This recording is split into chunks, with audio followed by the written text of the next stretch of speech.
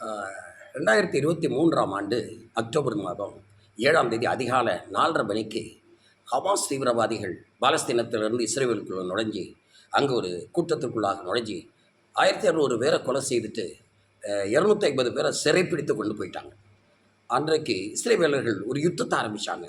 Hamas மேலே யுத்தம், பக்கத்தில் இருக்கக்கூடிய லேபனன் மேலே யுத்தம், சிரியாவின் மேலே யுத்தம், ஹைத்தி தீவிரவாதிகள் மேலே யுத்தம், இப்பொழுது ஒரு 12 நாட்கள் ஈரான் மேலே யுத்தம். இந்த 5 நாடுகளோட யுத்தத்தில் அவர்கள் வெற்றி பெறுறதுக்கு காரணம் என்னென்னா, அவர்களிடத்தில் இருந்த ஆயுதங்கள், வடைபலம்.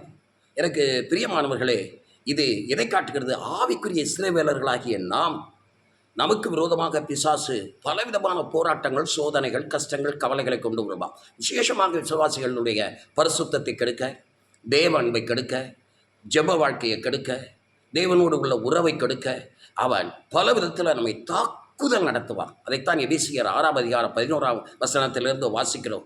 மாம்சத்தோடு, இரத்தத்தோடும் அல்ல துரைத்தனங்களோடும் அதிகாரங்களோடும் வானமண்டலத்தில் உள்ள பொல்லாத ஆவிகளின் சேனைகளோடு உங்களுக்கு போராட்டம் உண்டு. தீங்கு நாளில் அவைகளை எதிர்க்க திராணியுள்ளவர்களாகும்படி சர்வாயுத வர்க்கத்தை தரித்துக் கொள்ளுங்கள்.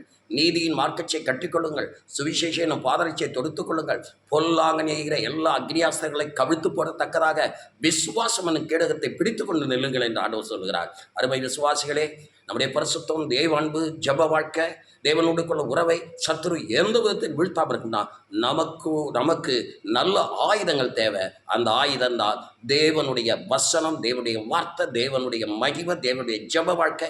இவைகளை வைத்து கொண்டு சத்துருவை ஜெயிப்போம். ஜெயமோ கர்த்தரால் வரும். ஜெயம் கொடுக்கிற தேவனுக்கு ஸ்தோத்திரம்.